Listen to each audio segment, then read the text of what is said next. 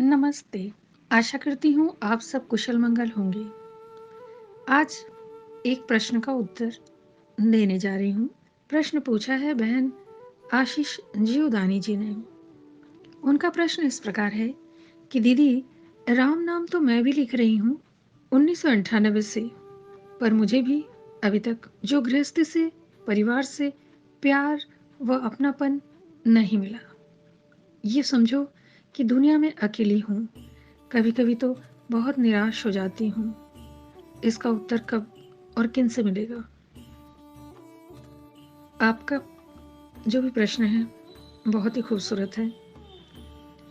ज़िंदगी की सच्चाई को लेकर ही यह प्रश्न पूछा गया है, क्योंकि आजकल आम तौर पर इस तरीके के जो कष्ट है, महिलाओं के साथ जो कुछ भी हो रहा है, वो देखने को मिल रहा है।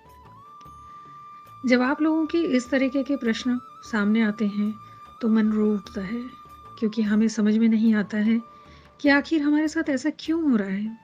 दूसरे तो बहुत सुखी हैं, हमने तो कोई भी बुरा कार्य नहीं किया है, फिर भी हमें कोई समझता क्यों नहीं है। बहन, हम यहाँ पर पाप पुण्य की बातें नहीं करेंगे। हम यहाँ अपने मन को बदलने का प्रयास करेंगे, प्रैक्टिकल बातें करेंगे।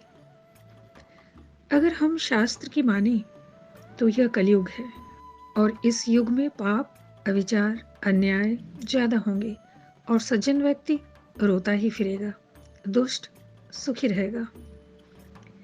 ऐसा हम देख भी तो रहे हैं, पर मैं शास्त्र या किताबों की बातों पर नहीं जाना चाहती हूँ।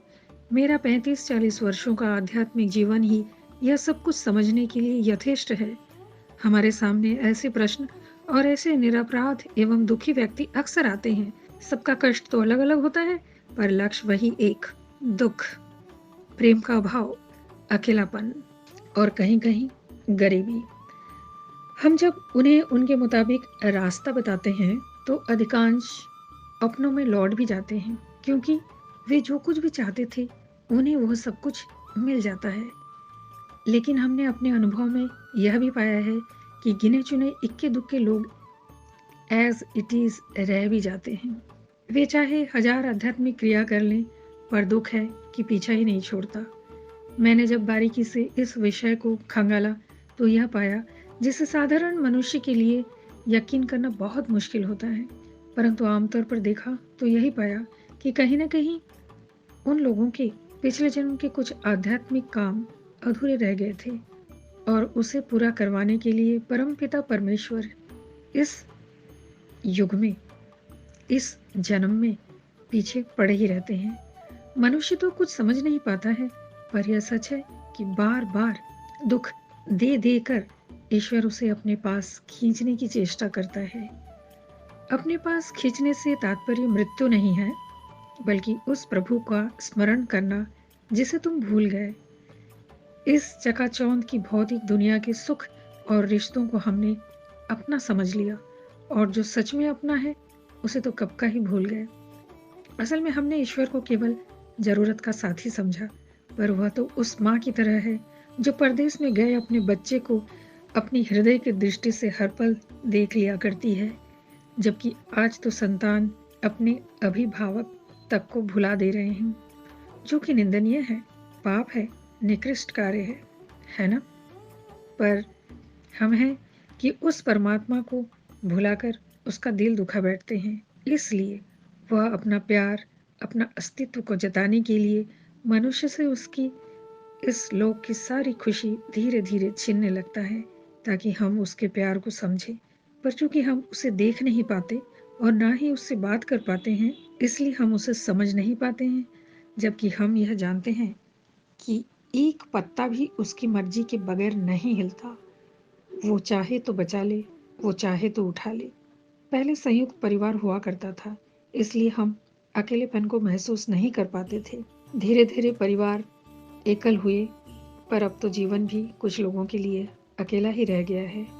यह सब उसका ही किया धरा है, जो चाहता है तू अकेले में रहकर मेरा ध्यान कर, मुझे याद कर, चाहे तो मंत्र जप, और ना भाई तो यह समझ तू गुफाओं में है, पहाड़ों में है, और कंदराओं में बैठकर मुझे पाने हेतु तो तपस्या कर रहा है या कर रही है।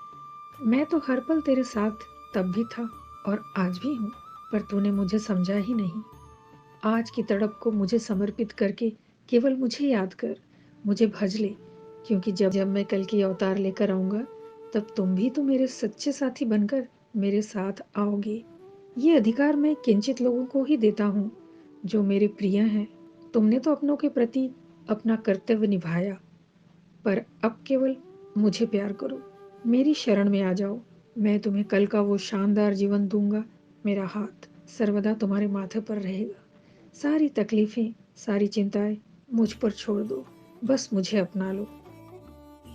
इस विषय पर मैं अपना यही अनुभव कहना चाहूँगी कि जब जब मनुष्य के जीवन में दुख आता है, तो उस समय हमें ये समझ लेना चाहिए कि ईश्वर हमें याद दिलाते रहते हैं कि अरे, मुझे तुम भूल मत जाना, अपने मन को साध लेना, समझा लेना कि मैं तेरी राह देख रहा हूँ।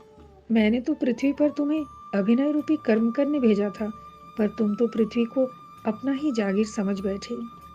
मेरे बच्चे, तुम्हें तो मेरे पास एक दिन आना ही होगा, तो आज मुझे याद करो, मुझे मत भूल जाना। बहन आशीष, आशा है आपके प्रश्न का उत्तर मैंने समझा कर देने का प्रयास किया है। दुखी ना हो बहन, हम आपके साथ हैं। Raghunath ji spiritual videos channel आपके साथ है, और सबसे बड़ा परमात्मा हमारे साथ है। खुश रहिए। नमस्ते।